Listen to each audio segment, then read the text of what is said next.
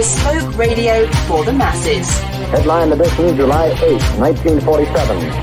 The Army Air Forces has announced that a flying disc has been found and is now in the possession of the Army. If the game is rigged, change the game. Game changer. I occasionally think how quickly our differences worldwide would vanish if we were facing an alien threat from outside this world. This is Fade to Black with your host, Jimmy Church, on the Game Changer Radio Network. Good evening, Fade to Black. How you doing? Today is Wednesday, August 2nd, 2023. Let's do this, man. Yeah, how you doing? All right, I'm looking forward to tonight's show. Dr. Bruce Solheim is with us, and you can help support what we do, the team, everything that we do. We broadcast twice a day, 4 days a week. We do 3 shows on Wednesday, 3 shows on Thursday. Today's the 3rd show of the day. Support everything that we do around here, in and out of the bunker, and the team by getting your Fade to Black t-shirts. All right, the links are below. You can do it one of 2 ways. You can order a shirt off the website. You can get a Game Changer membership. All t-shirts are autographed. They all ship for free, and they all ship the very next day. So get your t-shirts now and take a picture. Send it to us. That's right. Well, take a picture of you wearing the Fade to Black shirt. Send it to us, and then we'll add you to our Fade or Not gallery over on the website. All right, let's get straight to it. Tonight, Dr. Bruce Solheim is with us. We're going to be talking about his four paranormal books: Timeless Deja Vu, Timeless Trinity, and Anzar the Progenitor, which documented his lifetime of paranormal experiences. He is a tenured history professor at Citrus College. He is a former Fulbright professor scholar, U.S. Army aviator, and defense contractor. He's the son of Norwegian immigrants and is the first in his family to go to college. Yeah, he has been teaching college history for more than 32 years and has published many scholarly books. He has chronicled his paranormal and extraterrestrial experiences in Timeless Trilogy, Timeless Deja Vu, and Timeless Trinity. And now he also spoke at Contact in the Desert. He's been on Coast to Coast AM. He's been on with Jeffrey Mishlove. Jeffrey, my favorite host in the history of the known universe. He's also been on with George Knapp and Earth Files, Linda Moulton Howe, and has been featured on Alien Encounters Declassified on the Discovery Channel. He writes and publishes comic books, Snark and Dr. Jekyll, Alien Hunter. And there you go. And his website is, I almost said Jeffrey Mishlove. I almost did it. Oh, man. BruceLSolheim.com. I don't know where that came from, Bruce, but I almost called you Bruce Mishlove. And you know what? That's okay, too. That's okay. He's a good guy. He really is a good guy. He's a great guy. Before we get started, and we'll talk about Jeffrey in just a second, but you get the first-time guest disclaimer. Yes. So let's get that out of the way. Bruce, it is just Mr. Mishlove. It is just you and I sitting on my couch having a conversation as friends. And where that conversation starts, it starts. Where it ends, it ends. Mm-hmm. But we will end as friends. There you go. Are you ready? Accept? Yes. You have to click on the terms, the agreement. What do they call that? Terms of service? Something like that. Yeah, I agree. Yeah, you agree? Yeah. Years ago, when I was a kid, 21 years old or so, 22, and this is, I talked to Jeffrey about this. Somebody gave me a videotape of Mishlove's PBS public broadcasting TV show up in San Francisco. And they were just riveting. And this would have been mid 80s, 85, 86, 85, right in there. And one of the interviews was with Jacques Vallée. And that interview has since, it's become part of, pop culture. It was an incredible interview. A young Mishlove and a young Vallée. It's 40 years ago that thing was done. But it introduced me to Mishlove and his style, the way that he conducts an interview. And I've had him as a guest on Fade to Black, and I've talked to him and things. He was a game changer for me. He is absolutely at the tippy top of the game. Yeah, I would agree. I've been in his home studio, and also we did a like we're doing here. So yeah, he's great.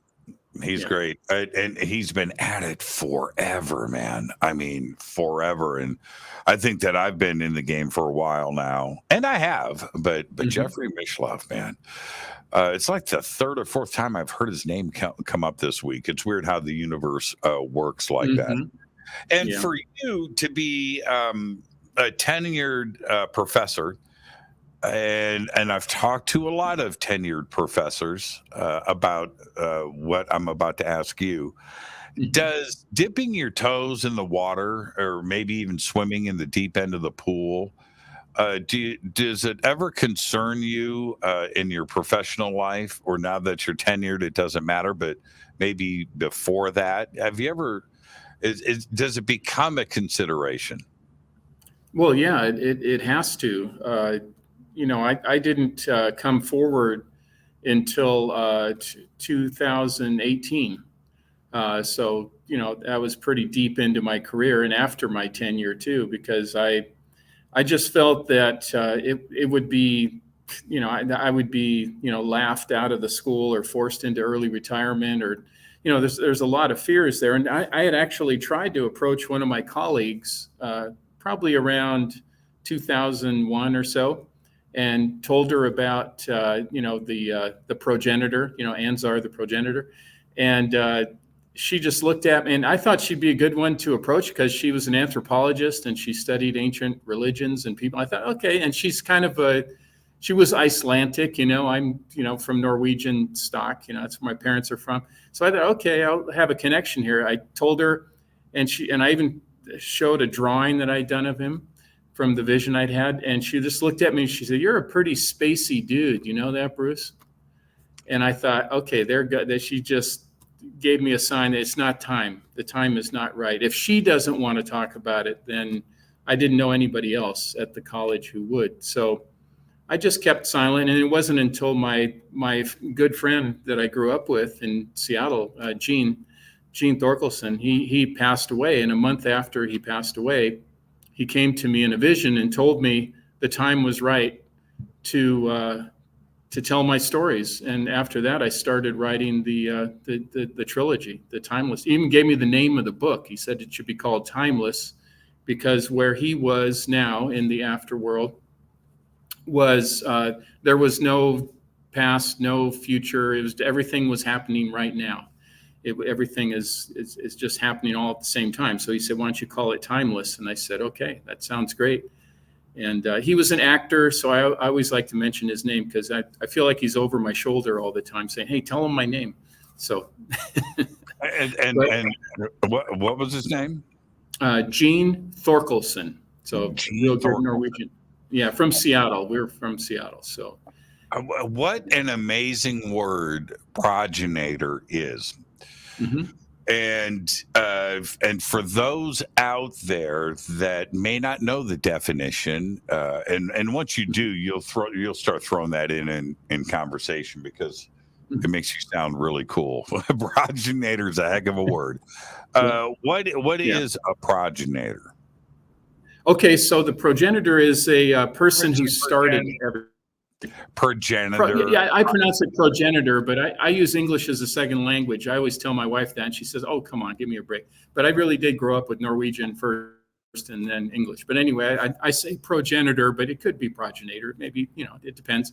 But it's the person who starts everything. In other words, the person who started everything here on Earth. So, as far as the human beings, so that in this case, that's what he's referring to, which makes us of celestial origin.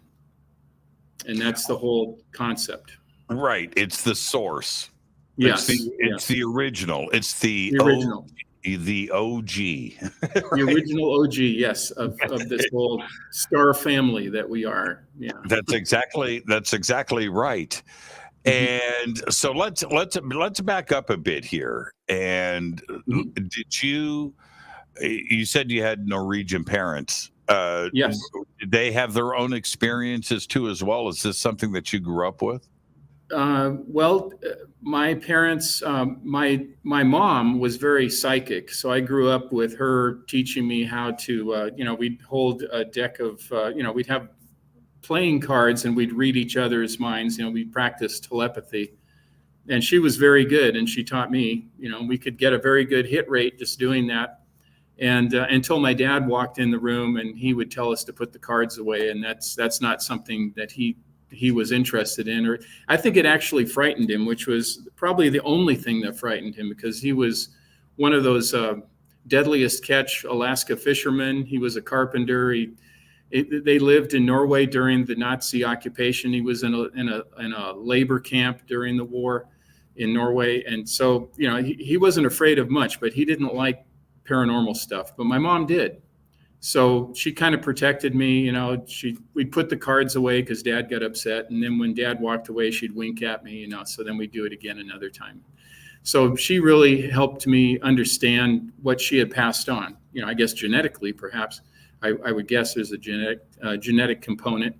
And then she taught me early on that, when there was a time to talk about it and there was a time not to talk about it. When you go to school and you start talking to your teachers about the people you see that other people can't see, you quickly get admonished for that. And so I would come home crying and tell my mom, and she'd say, okay, I believe you because I know that, but you maybe not in every place is it appropriate. Like school is probably not the place you want to talk about it. So she taught me kind of the rules of the road to begin with. And that's where it started. And I don't want to get sideways. We're going to come right back to where we are right now. But as a professor of history, and it doesn't matter what form of history, it could be ancient history, take a time period, modern history, doesn't matter. It doesn't matter. Yeah. The paranormal plays its part, the supernatural, in every segment of history. Yes. Have you taken the time to do one of two things? One, go into the deep history of the supernatural and paranormal and ET and contact, and do you weave it in? Are you able to weave it in to the curriculum? Yes. Recently, since I published the books, I actually had as extra credit. I sometimes had the students read these books, and they all loved them.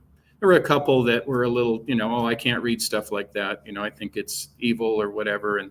And I said, well, no, it's not really evil. It's just what people experience, but it's up to you. And I'd give them an alternative book or whatever.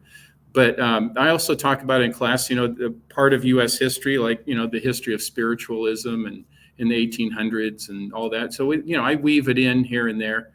And then my latest version of the history textbook that I use, it's in its third edition. It's called Making History, a personal journey into U.S. or into American history. I have the last chapter is dealing with disclosure and since 2017. So, I do. What's the reception like? So far, really good. The students, because my whole approach to history is very personal. It's all about personal history. I'll give you an example. Like I'll say, when America goes to war, America doesn't really go to war. Individual Americans go to war. They come back, tell their stories, and that gets woven into the fabric of our history. So I try to empower them, because a lot of them, community college students, are salt of the earth kind of people. They're just like, working class people like myself. A lot of them first generation college students, and they oftentimes lack the resources. They lack the leg up, if you will, into the higher academic world. And giving them confidence in themselves and their importance is part of my job as much as teaching them history, is helping empower them. So that's one way I do it, is through using personal history. And of course that fits in nicely to the paranormal, because it's a personal experience, and it's a very personal experience. And trying to find people that will listen to you or acknowledge you, and even before I came out, so to speak, with these paranormal books, I would tell them, the ghost stories I've just traditional ghost stories that I've experienced, real ghosts. I'd always ask the class first. It's usually around October, and I say, "Do you guys want to hear a real ghost story?" And they all go, "Yeah, tell me a real." So I tell them, like my experience in New Hampshire, and all that kind of, and different ones.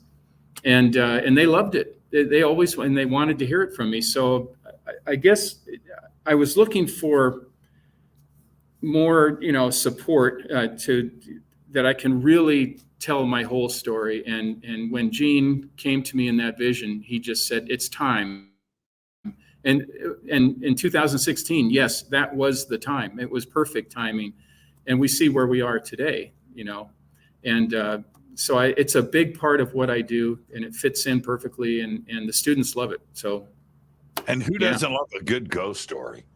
I know. Man, I mean, that's up there. Yeah. That's up there with anything, actually. Yes. And and the surprising thing, and then I didn't get a bad reaction from anybody in at the school. And then I decided, well, I'm on a roll, so let me see if they'll let me teach a paranormal personal history class. Now, it's not a credit class. It's through our community education, at the school, but it's under the auspices of Citrus College, where I work. And I said, "No, they'll never approve it. They're not going to approve. They're not known to be risk takers in the board of trustees. These are very stodgy kind of people." Right. And they approved it immediately. And now I can say it now, but one of the retired trustees, who's now retired, as soon as I suggested it, she had heard about it, and she sent me a private message and said, "Don't tell everybody else, but I've had a lot of experiences, and it's really wonderful that you're doing this." So, and I find my fellow academics are that way too. I'm kind of the ghost guy or the UFO guy at school. So they'll come up to me and confide in me, kind of look around and say, "Hey, you know what? This happened to me.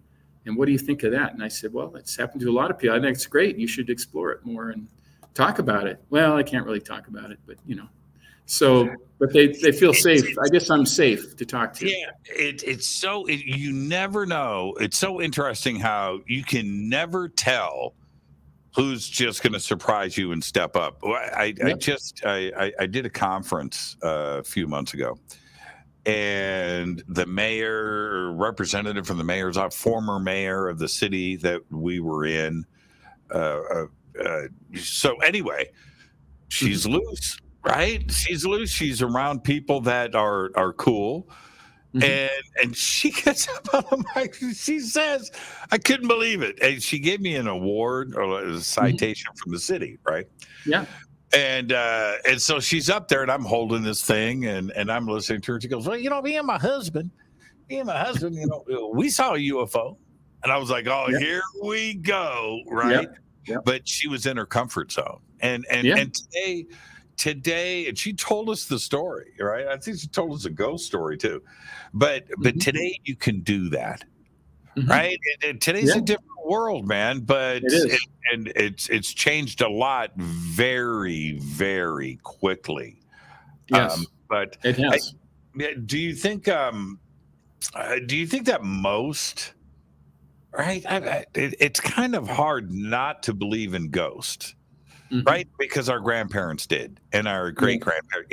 We all of our grandparents' houses had ghosts in them, and they talked about them. And so it was part of Americana. It was part of pop culture, but it wasn't something that was going to offend people if you said you had a ghost in your house, right, or whatever. But today, UFOs and contact and this conversation is accepted now, and it's not. Is the world ready for this next step of evolution? I think not without a struggle, but yes, I think there's a crack in the monolith of denial, and I think that things are seeping through, and there's a lot of people on board. There's a lot of people that were formerly very skeptical that now are kind of on the fence. They're not quite sure. I think the center of gravity of the whole thing has shifted more towards, yes, acceptability, but there's still resistance. I mean, yes, in the government, obviously, in the military, in defense contractors, and a lot of it is just the super secrecy of everything. But in academia, definitely, and the scientists and the engineers. If you talk to, I have a friend, Dean Radin, who's the chief scientist at IONS. I don't know if you've ever interviewed him, but I've interviewed a couple of times. He's a great guy. Yeah, he's super smart. Well, obviously super smart, but anyway, he did some survey. I don't know if he told you about it, but that 75% of the scientists and top scientists and engineers have had some type of paranormal experience, but very few of them talk about it. So yeah, I think almost everybody's had that experience. It's just the ability to talk about it, and of course they depend on grant money. They can't, and some organizations that provide the grant money, if you get too fringe, you're not gonna be competitive. And then, like when I was in the military, you can't really talk about it because we all had security clearances. And then working at Boeing and having a top secret clearance, I can't be talking about UFOs or ghosts or stuff like that. I mean, you could maybe in private conversation, but you can't be too open about it. Otherwise, you're not going to maintain your clearance. So it makes sense that there's a lot of resistance. But beyond that, there are people who, in my opinion, who would like to keep a lid on it for more, not for, I just can't believe it, but for maybe more sinister reasons, I would say. I'll use the word sinister, although it might be a little dramatic, but. It depends. There are some people whose experiences are with Tinkerbell, right? Mm-hmm. And man, paranormal is fun, right? Okay. Yeah. And then there's other situations with ET and contact that are completely frightening. There's no question about that. It comes down to the individual. And here's the other. I want to make this point because now we need to go back to your childhood. I told you we would circle back, but most don't understand how conservative, not Republican, just conservative in values, the funding environment is. So when somebody, and it doesn't matter what you need your research grant for, and to fund your laboratory and pay for assistants and postdocs and everything else that you've got around, whatever it may be, maybe it's writing a play, or maybe you need something from the National Science Foundation or the Endowment of the Arts or whatever that is such a nightmare. And they're doling out this money, but you cannot in any way go outside of the lanes. You can't do it. You can't. And it's so competitive to those out there that are around you that are, bowling for dollars, right? Yes. And you cannot. And it's the same thing with tenure. It's the same thing in most academic environments. It's just the way that it is, and most don't understand that how conservative those boards are, and how your letters have to be written, and your proposals. And these are business arrangements, and you have to have a complete plan and things, and so much disclosure and who you are and what the efforts are and the people that are around you. And it's gnarly. It's not a simple affair. Yeah, I use the example, like when people ask me about this, I say, well, like in my hiring interview, how they always ask you, and is there anything else, any other skills or whatever that you could offer the college? Or if I was to say, well, I can talk to dead people, I think that's a pretty good skill. Then yeah, okay, thank you very much. We'll get back to you. So yeah, you're not going to offer that right off the bat. So it's got to wait for a safe. I'm going to be 65. What are they going to do to me? They can say, oh, he's senile or whatever. They might say that. I don't think they would, but at this point, I'm not so worried about it. But when I was competing for grants and for being a Fulbright professor, I can't bring up all that stuff. No, you can't. And you're so right. What else can you bring to the table? I communicate with the tall whites. Yes, exactly. Do you have any questions for them? I am. Yeah. Be happy to ask them for you. Yeah. Jeez.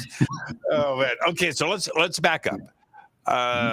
What was there a single event in your life that kicked this off? Was there an experience? Was there contact?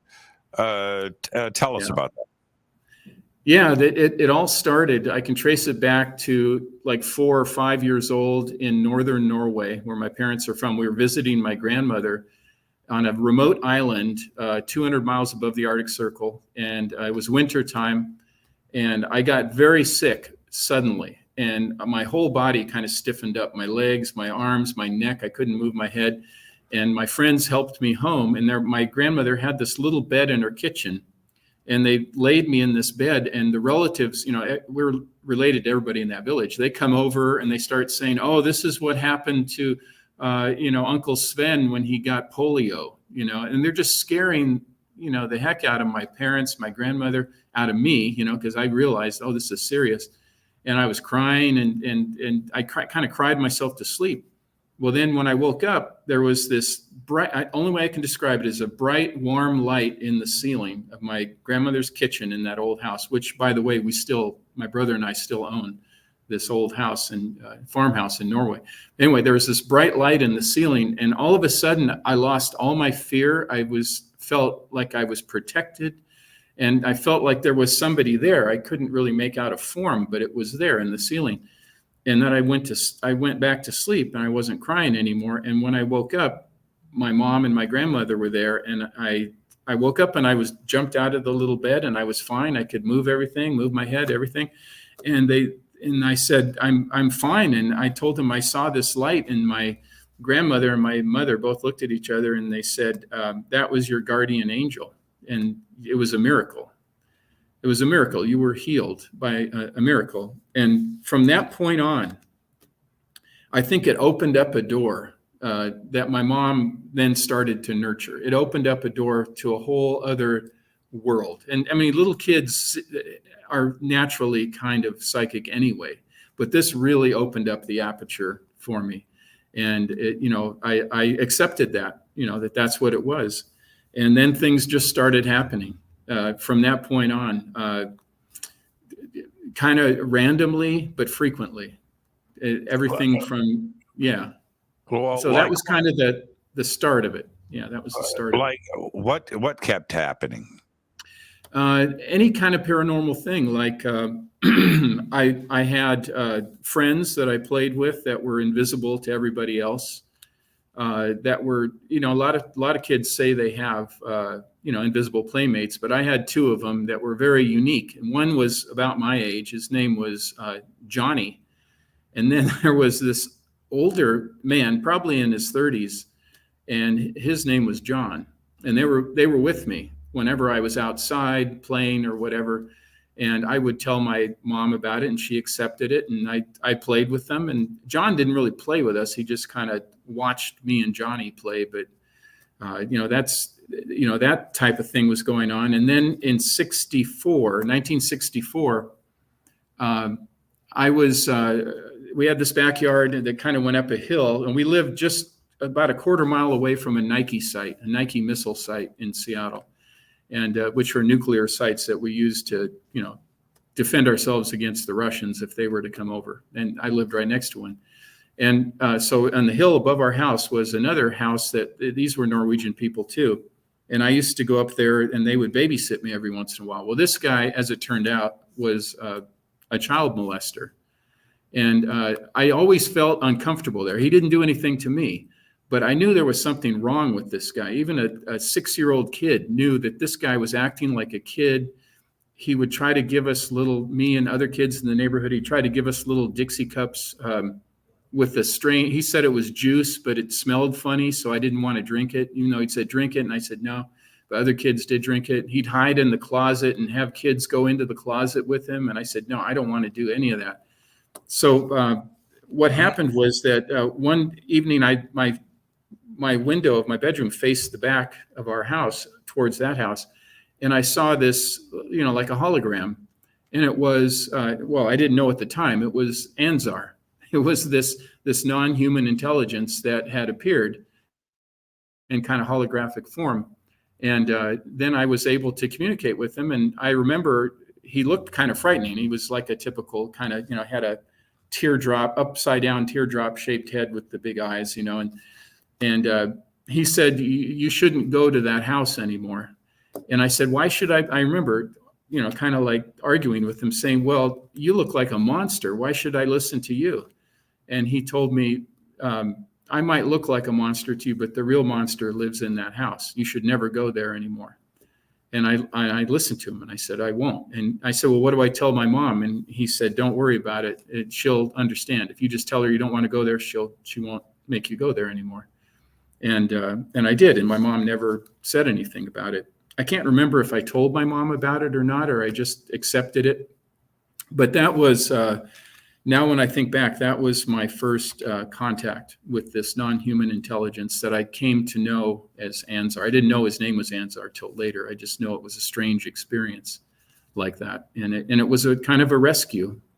And so, pretty dramatic things like that. Now, to give you some physical evidence of this, for 2 years after that, I had to go to speech therapy. I was fine. I spoke fine. But from that moment, I started to develop a really bad stuttering problem. And for 2 years, and I could barely speak because I was so embarrassed. The kids would tease me, and they'd send me to speech therapy. And for 2 years, I struggled with that because it was such a traumatic experience. And I forgot what the medical term is, but oftentimes kids can suddenly start stuttering due to some kind of traumatic thing happening. And I trace it back to that. So it was actually a good experience, but yet it was still traumatic. And that's the way I look at this, non-human intelligence, which is what the government likes to call it now. All these, David Grush and all these people, they don't like to say alien, they say non-human intelligence, which kind of covers a lot of things. But it was both a good thing and kind of a traumatic thing at the same time. So that's kind of how I look at it. And that just gives you an example of the early stuff. And then I've had other contact. I've had, gone to open casket funerals when I was younger, and the corpse spoke to me, and it's a really freaky thing, I remember this one old man. He's an old Norwegian man that I knew. And he had a very heavy Norwegian accent. And we went to his funeral, and I was sitting right next to my mom, and my dad was on the other side of my mom. And I was sitting there looking at him in the coffin, and I'd never been to an open casket funeral before. It's a pretty shocking thing for a young person. And all of a sudden, he started talking to me. I could hear his voice, and I looked around, and then I looked at the coffin. He wasn't moving or anything. He was just in the coffin, but I could hear him, and he told me, don't be afraid. I'm okay. Where I am, I'm okay. I just want you to know I'm okay. But he said in a very heavy Norwegian accent. And I looked at my mom, and she kind of looked at me, but my dad was right there, so we didn't really talk about it. So, those type of things. And then all kinds of ghost experiences, whether it was my, also in Norway as well, my grandmother's house after she had passed away. So yeah, that's just kind of the start of it. And it just, I feel like that first healing experience kind of opened the aperture, opened it up, and I became a known entity to those like spirits would, when they see a group of people, I think, who was it? Whitley Strieber said it, I think, very well. He said that they can see something about you that they want to contact you. And it's not just, spirits, but also, ghosts of people who have passed on, but also, non-human entities and aliens, whatever. They can tell who they can probably get through to, or easier, kind of the path of least resistance. These people, we can communicate with them a little bit easier than other people. So for whatever reason, they have you marked. And I think I was just kind of marked, and I still am. And anyway, it builds from there, but that's kind of the start of it. And that's what I think. And the theory behind it for me, and I think there's other people that hold this theory as well, that the spirit world and the alien world and the quantum world are really all the same thing. The way that the quantum world works, the subatomic particles where there is no time, and it just like Gene explained it to me, that it's timeless. I think that's where ghosts and stuff are that's where, they inhabit that realm, and so do the alien entities. I think it's all the same thing. And they often have the same properties. You hear of ghosts appearing, and I've seen that, they come out of nowhere. They go through walls, whatever, ceilings. And people who have had abduction experiences or alien contact, they say the same thing. They can pass through whatever physical objects that we have around us, walls, ceilings, whatever, and take you through it as well. So anyway, that's kind of my theory of how all this works. So when I have my spirit walks that I do and contact people who've passed on, and Ansar, when I contact him pretty much on a regular basis, I always ask to be able to contact them through the alien world, the spirit world, and the quantum world. I have to tie them all together.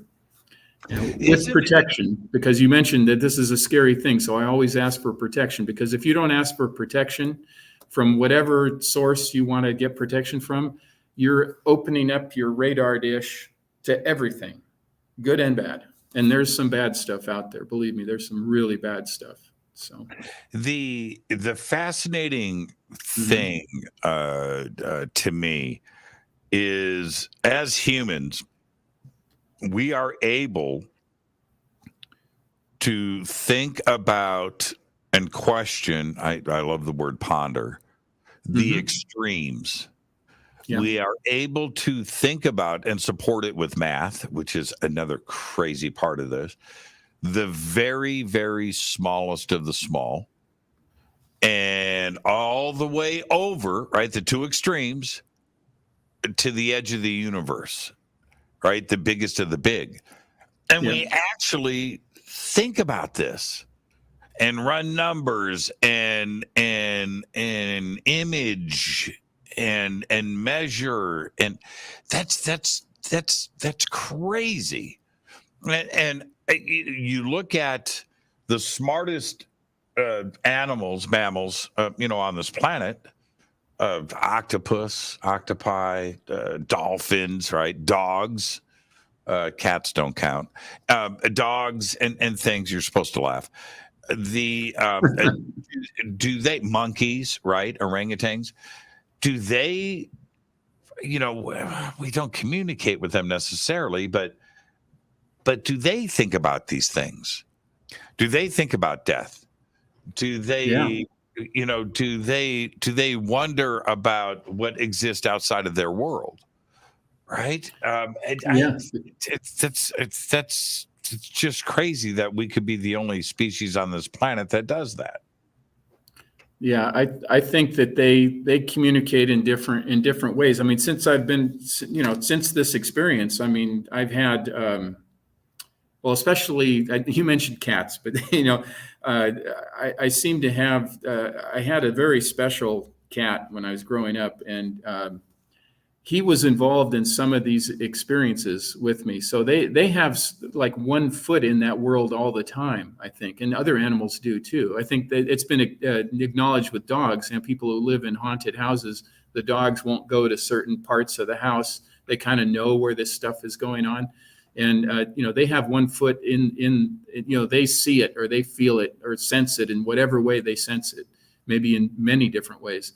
And I think animals have that, and ancient people had that too, which is the interesting thing, because this whole discussion of, ghosts and, the space people, or the star people, as the Aborigines call them. That was perfectly acceptable to they had these experiences and they accepted it. And then we kind of drove it out of our modern culture, and now it's coming back. It's coming back, but we're not throwing away the science we've learned, which we have to, we've made such strides, but now we're accepting some of what ancient people knew, that they weren't ignorant, people. They knew a lot about the earth and its connection to the universe. So we're kind of combining both of them. And that's the message I'm getting, is that we need to combine both of them into what Ansar calls the era of reconversion. That's what he calls it, the era of reconversion. And you mentioned earlier this idea of us making an evolutionary leap, and it's a leap of consciousness, not a leap of faith, but a leap of consciousness. Mm-hmm. And that's the key, because consciousness is fundamental to everything. I mean, that's where it's at. So to put it in 60s vernacular. When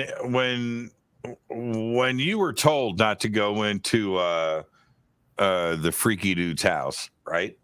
Mm-hmm. Did you have a concept or an idea that this may be, I'm saying maybe, an energetic being, not from here and not from Earth, and maybe from the stars? Yes, I mean, in my limited understanding, I wasn't able to question him or ask. I just accepted. Hey, you look, what a 6-year-old would say. Hey, you look like a monster. Why should I listen to you? I've seen monsters on TV and they're scary, and why should I listen to you? And then he just was so logical about it, and hey, the real monster is up there. But I had a sense, because I had already had experiences, I guess I was more willing to accept it. I wasn't other than the fact that he looked kind of scary, the fact that some kind of, and I didn't know that it was a hologram. I just know that it, now thinking back and thinking about it, that's kind of how he appeared. I think that I just accepted it for what it was, that this was part of the world that we live in. And my mom seemed to encourage that, although she, told me to watch out who I talked to about it. But I got the feeling that this was a very special entity of some kind. I didn't understand it all. He didn't necessarily tell me he was from, the stars or whatever, but I just knew that, now thinking back, that carrying with that experience up to now, I know that's who it was, and that's what he was there for. And he's been there since really the beginning, I think, for me anyway. And this is kind of an interesting side thing, but it kind of ties in. My daughter has a friend who is a psychic, a professional psychic or whatever.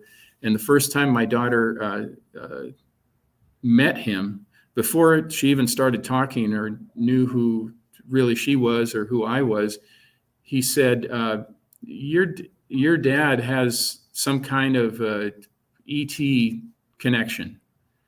Somebody's been following him." And I mean, the guy could have done some research. This was a couple years ago. He might have done it, maybe. You never know. But so there. I know that this entity has been with me since I was very young and has intervened a couple of times. So we'll come back to that. When did you make? When did you cross the line into ET and extraterrestrials? Was it? Well, first you're going to tell us about it, of course, but how old? How much later was this? When I knew that these were ETs. When it started to be an ET experience and not just your invisible friend. Yeah, that would be, I didn't know what Ansar was when I was 6, but when I had an experience in 1973, that was clearly an ET experience that I knew it was, but it was very traumatic. And it was I had what they call a masked memory about it.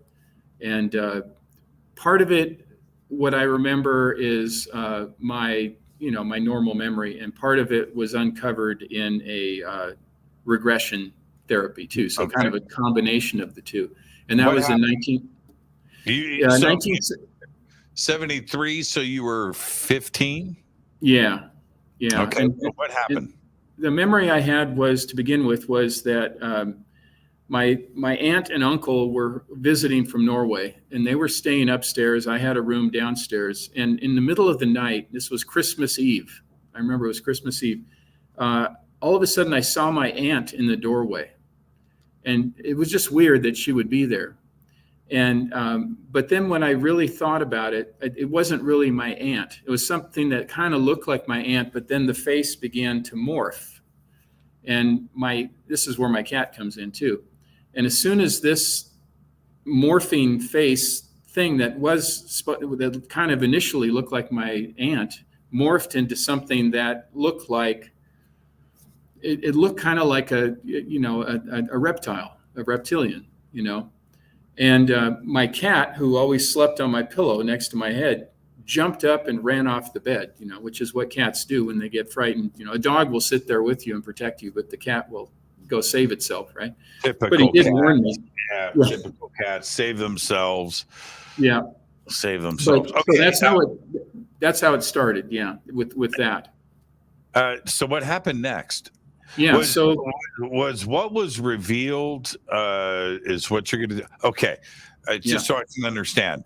So that part was conscious. You're there. You remember my conscious memory that, and there was and I remember little figures around her, but it was very hazy in my memory. It's like it was so suppressed or masked or whatever the term is that they, masked memories. It's like little figures around this morphed figure that looked like some kind of a reptile face, And then my cat jumped off. And then, so that's where it kind of stuck there. I knew it was something very strange that had happened, but I was blocked. So Yvonne Smith, who you've probably talked to, the president of CIRO, she offered to do a hypnotic regression, and we were able to unravel a little bit more.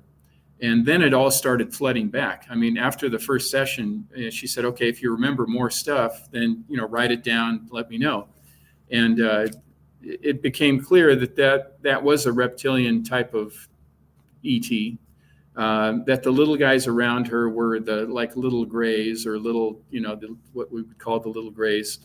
And I was taken out of my bed. I remember being taken out of my bed and onto, kind of a typical abduction scenario where you're on kind of an exam table, taken up out of the house into this exam table in this circular room or structure.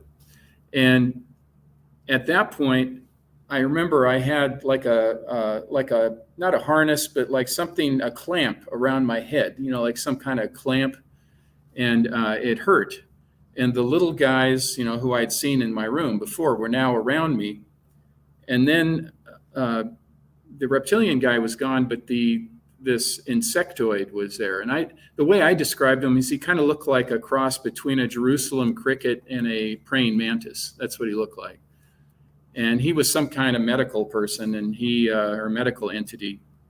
And he admonished the little guys around me and told them to take the clamp off. So the clamp came off. And then I said, what am I doing here? Why am I here? And he said, well, all you need to know is this is special processing. Special processing, that's what he told me. And I said, well, what does that mean? And this is pretty scary. And I was starting to get very agitated. And he just reached over with whatever that thing was that he, appendage, touched me. And then the next thing I know, I kind of was back in my bed. And that's all I remember from it. And the details are, I filled in some of the details with the regression and later memories that came back to me that flooded back. And so that was in 1973, what I call special processing. Now, I've tried to, ask Ansar, and when I do these spirit walks, what that meant. And I guess that was it was necessary for me to do what I have to do to make this communication. Now, I don't know, with with them. And I don't know if there's an implant. I've never been tested for it. I've never suspected anywhere that I had one, but who knows? That could have been part of it. But that was in 1973. And the next experience was in 77, when we're just talking about the ET type stuff. And that was a dual experience, which was really cool because it happened to me and a friend of mine at the same time.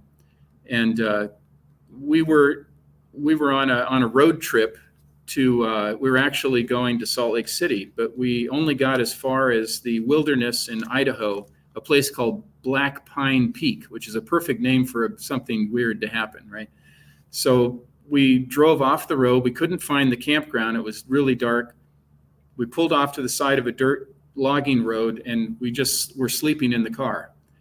And me and my friend, I call him Ernie, and I'll tell you why I call him Ernie. That's not his real name, but anyway, we were sleeping in the car, and suddenly there were these lights around us. And this is why my conscious memory, these lights, right? And these weird sounds and weird, like a smell. The way I described it was kind of like when just before it rains, that kind of ionizing smell. And these weird lights, and there were some dark figures moving around. And I couldn't quite tell what they were. And the lights, at first I thought they were cars coming by, but they were coming, like this, not coming at me or behind me or whatever, but, from different elevations. And that's in my conscious memory, that's what I remember, right? And so then I did the regression, and one of the first things that Yvonne asked me was, look in the seat next to you. Now that you're back there, you're seeing these weird lights, you smell that smell, that's what you said you remembered, and you were in this wilderness, it was dark, and look next to you. What's your friend Ernie doing? So in my, as we were going through this regression, I looked next to me and he's gone. He's not in the seat. And so that is pretty much all I remember about it, that he's gone. And then we wake up in the morning and we don't even talk about it, which is the weirdest thing. We don't even talk about it. And my interpretation was that, and asking, my spirit guides and my friends, in Ansar, that he was taken. He was taken. I wasn't. Let me stop you right there. Let me jump in. Have you talked? Did you talk to Ernie after this? No, you may not have brought it up that morning over breakfast, right? Okay, I get that, but what about the next day, the next week? Oddly enough, we didn't really talk about it. It was almost as if we were just, kind of blanked out. But we did have, the rest of the trip was awful. We just argued the whole time. We were so mad at each other. And we were good friends. He's probably my best friend. And we were on this trip. We were having fun. And then it just became really dark and negative. And I never talked to him about it. And then when I started to tell my stories, and after the experience with Gene, I decided I wanted to reconnect with Ernie and say, hey, do you remember? And I approached it very, kind of gently. I didn't say, hey, that was an alien abduction, right? No, I approached it kind of gently. And I said, Ernie, do you remember, that trip? And we were in, yeah, I remember that. And I said, you remember the lights and the weird smells and the sounds? And he said, yeah, it was really strange. It was really bizarre. And I said, okay. And so he confirmed all my conscious memories, right? And then I told him, that was the first email. And when I talked to him, and this was maybe in 2017 or so, I contacted him. So it's not that long ago, but long after the incident happened. But, and then I sent him an email and I said, well, I got to tell you, I'm writing this book. And that's one of the stories I want to tell, is about what happened to us. And I did this regression therapy, and they said that, I kind of got deeper into it, and I'm pretty sure you were, something bad happened to you, that you were taken. And he said, are you talking about aliens? And I said, yeah. And he got really, really mad at me. He got really mad. And he said, if I would have known this is what you wanted to talk about, I would have never talked to you about this. I don't know why you're doing this, and he got really upset and mad. And then he stopped talking. And then I sent him emails and I said, Ernie, I'm sorry, I didn't mean to make you mad or whatever. And then he finally sent me this email. He didn't call me, but he sent me an email that said, you know what? I do remember some stuff. And I remember that I was taken, and I remember that they told me, this guy's a squealer. He is the oddest thing. He said what he told me. He said, this guy's a squealer. You'd think he'd never seen pincers before. The word pincers was he put in this email. Squealer, like a crier, somebody that. A crybaby, yeah, like a crybaby. You know, okay, got it. Yeah. So, and then he said he felt like drugged. And he mentioned all these things that, you know, confirm an abduction experience, right? And, but he said, you can't use my real name, and I might come out with a story before you and you know, whatever, steal your thunder, right? He never did, but he said, you're not allowed to use my real name. So that's why I call him Ernie. But it then prompted me to go back and look at, I do a lot of writing. I wrote a lot of poems, and I wrote a poem about that trip. Hold on, I got to interrupt again. Has Ernie read the book? I don't know. He's never contacted me after that. He might have, but he has not contacted me. Send him a PDF. Was this accurate? Did I get it right, Ernie? Or, you know, pseudonym. Yeah. Okay. So Ernie hasn't read the book. Okay. Not that I know of, but you know, I did. I went back and I looked at. I looked at this poem that I had written in 1977 after the trip, right? And I entitled the poem, I Sold Out to the Aliens was the name of the poem. I mean, it was a random poem. Why would I write this poem? And then in the poem, I talk about how bad I felt about, that's the other thing that Ernie said in his email. You must feel really bad about allowing your friend to be abducted. That's what he ended the email with. And I've never heard from him since. Well, like I said, I went and found this poem, and in that poem, it says, I called the poem that I wrote in 1977. It said that it was called I Sold Out to the Aliens. Yeah, that was what it was called, and it was really kind of a guilty kind of conscience poem. And at the end of it, I said that they're not nice, and I said they have us in their pincers. I mentioned pincers in that poem, and it made my blood run cold when I read that poem because I didn't remember that. I remember writing the poem, but I don't really remember all the details of it. And when I read that and matched it up to what Ernie said in his email, and then his extreme attitude of not wanting to talk about it, it just became even freakier. The whole experience became freakier. So I mentioned it to Yvonne, and I said, has this ever happened with people who've had a similar experience together, an abduction experience or alien experience? And she said, that happens all the time. Friendships break up, marriages break up, relationships break up because one will want to deal with it, the other one won't, and they'll resist it tooth and nail. And it happened to Terry Lovelace and his Air Force buddy. They were good friends, and then it broke up, and then now the dude, died, unfortunately. But so it just all fit together. So it was. I would love for him to talk about it. I mean, because I want to know his perspective, obviously. I mean, it would help lend credibility to my story, but also for his sake, I think he should talk about it, So that Let's take our break right here. This is a good spot to get it in. Our guest tonight, Dr. Bruce Solheim. It's now Bruce Mishlove. It's a new thing. We'll discuss that later. We'll be right back after this short break. This is Fade to Black. This is Jimmy Church of Fade to Black. Please visit all of our sponsors. We're taking a quick break here. All of the links are below. We'll be right back.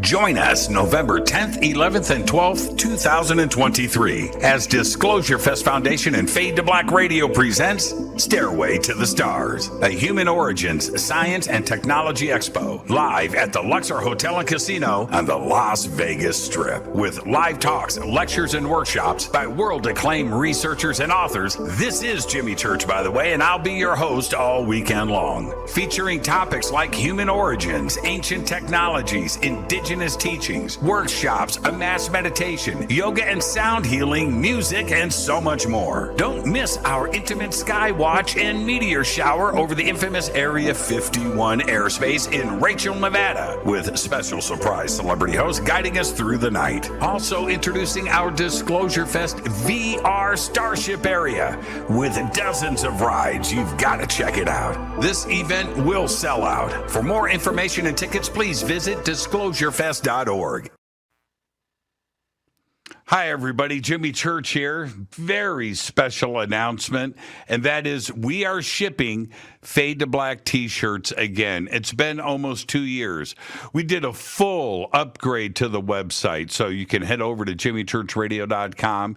It's all simple to do, and it's right there. Remember, we broadcast 4 nights a week, Monday through Thursday. We bring you the best, the brightest, the most knowledgeable and amazing guests, the best conversations. We do that 4 nights a week. We also do 4 days a week. We broadcast the news, and we do that live too as well. It's not a one-man show.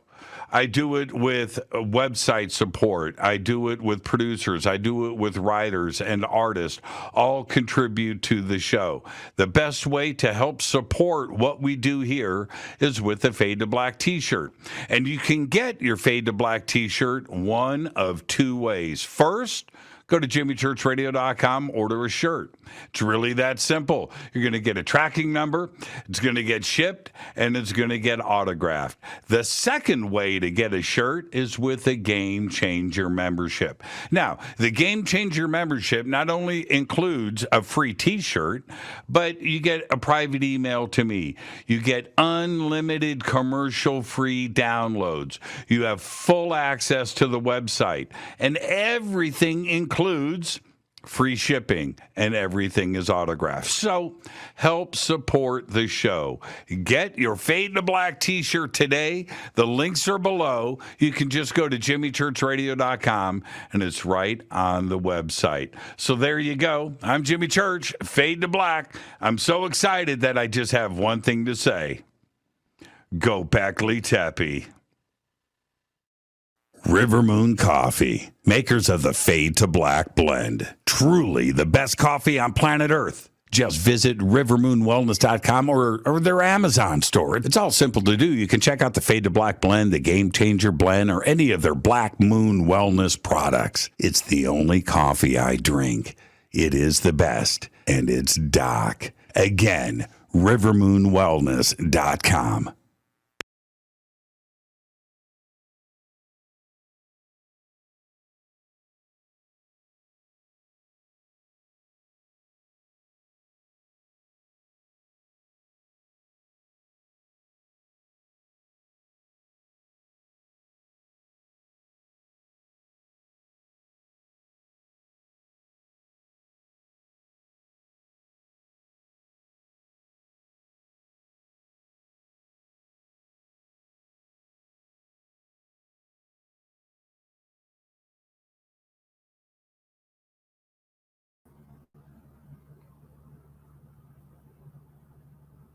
Yeah.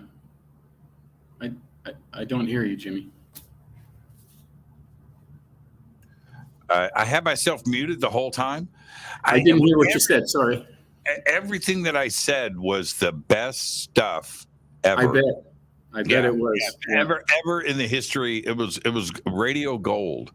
It happens to me too. The best stuff, gets muted. I said, how do you get pipes like mine? How do you get pipes like yours? Yeah, you gargle broken glass in the morning with River Moon coffee every day. Just that's what you got to do. You got to be committed. You got the classic radio voice. You do. Yeah, that's it. And so this is what is interesting to me, and we're going to move on really quickly. But when I was a kid, as an adult, I should say, I had a dinner party over at my house, and this was probably maybe 7-8 years ago. And Jason Martell from Ancient Aliens, Jason drove up. He was there, and I had maybe 7 or 8 people. And one of the guests was a friend of mine from high school who I hadn't seen since I was 15 years old. And this was in Central America, down in Panama, right? And now his name is Javier, and he's a great guy, a great drummer. And he was the drummer in our high school band, that kind of thing.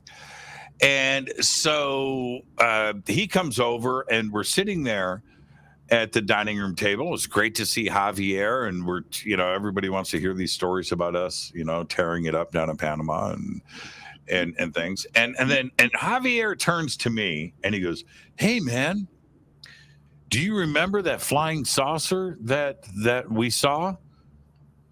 I said, "What?"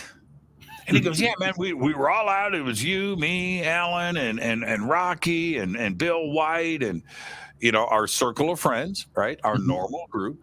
And we were all there, and then you pointed up and you go, 'Look, man, the flying saucer.' And we all looked, and it was right there, and it was round. It had lights that were flashing on the bottom." I go, "Dude, what are you talking about?" And he goes, "Man, and it was there, and you were freaking out, and we were all freaking out, and it was right there above us." I go, "Dude, you sure that was me?" "Church.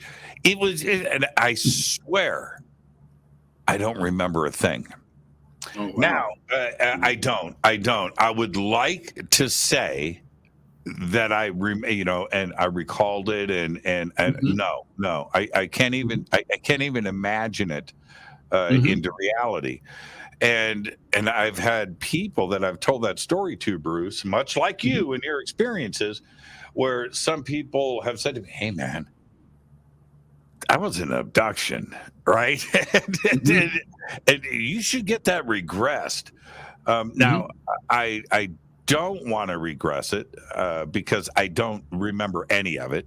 And I might not have even been there. Maybe Javier's just remembering it wrong. But it could be something else. But it is fascinating to me. He insists, the way that he tells the story, it sounds like it was me, but I don't remember any of it. And I'm just fascinated with that, if I was indeed there. Maybe bilocated, a bilocation experience. Who knows? Yeah. I just don't know. Okay, so let's keep moving on to your journey, because my next question is fully loaded. And it's a softball underarm pitch, but this question is coming. Yeah. Okay, so what happens next after that? Well, there's another pretty dramatic experience in 1978. Just a year after the Ernie experience. And I was at a very low point in my life. I was living in my brother's garage. I was unemployed. I had just broken up with my girlfriend. Trigger warning for those of you that may be, feeling suicidal ideation. This is a story like that, but I hope that people get help and don't feel bad about getting. I just want to say that just in case somebody's feeling that way. But I was feeling suicidal, and not just feeling suicidal, I was underway. I remember I took a hunting knife. It was this rusty old hunting knife my brother had in his garage, and I was had it up. I was trying to decide, am I going to in the stomach or in my throat? Awful. And all of a sudden there was this like a beam of light. That's the only way, particles, like particles and a beam of light that came out of it seemed like it came out of the garage floor, but it was connecting to up into the ceiling and then even over my head. And it was very loud. I mean, it was a loud roar. And I all I can remember, and this is my conscious memory, by the way, this is not a regression at this point. And I thought it was something demonic or something. That's, kind of where my conscious memory was going with it. I always thought, it was some kind of demonic thing, but I wasn't sure. And so this is happening, and it could have happened for 2 minutes or it could have been 20 minutes. I don't know. I lost all track of time. Time was, nothing at that point. And when the shaft of light was gone, and this is my conscious memory, and I'm in the bed, and I even heard like a grumbling voice, but I couldn't make out the words. I put the knife down and I lost all ideation of suicide. I just said, no, I'm not going to do it. And I decided, I told Yvonne, I said, this is a good experience to regress. Let me try that, because I have very strong memory. Because, the other thing I did, the next morning, I called my girlfriend, and I called her, and she said, why are you calling me? We broke up. You're a jerk or whatever, And I said, no, I got to tell you what happened to me last night. And she said, okay, well, maybe you can come over. And okay. So I came over and I told her, and she goes, maybe we should call a psychiatrist. That's what she told me. And I said, no, I swear, I'm not crazy. This really did happen. And she said, no, I'm really thinking you should call a psychiatrist. And I said, no, that's okay. No, I don't want to do that. Forget it. So that happened, and I never was able to explore it very fully. So with Yvonne, I said, okay, I think this is a good one to talk about. So we did our regression, and this particle beam, a beam of light with particles, you could see the particles going in and out of it, or up and down through it. In the regression, she had me, well, look up to the ceiling, what's happening? And I said, well, the ceilings, the roof of the old garage is gone, and I see the stars above me. That's what I see, the stars above me. And I'm kind of lifted up. And she said, well, where do you go? And I said, that's all I remember, is just going up into the stars. And I didn't go to a craft or any, more classic experience. And then I come back down, and that's it. And then it closes up again, and the beam's gone, and I'm just in that ratty old mattress on my brother's floor. But I have no inkling, no idea of wanting to kill myself. And I told her, I said, I think it was, and she said, well, what do you think after the regression? She said, what do you think? Kind of in the debriefing, she said, what do you think? I said, well, to me, it kind of seems like a rescue operation. And I'm pretty sure it was extraterrestrial.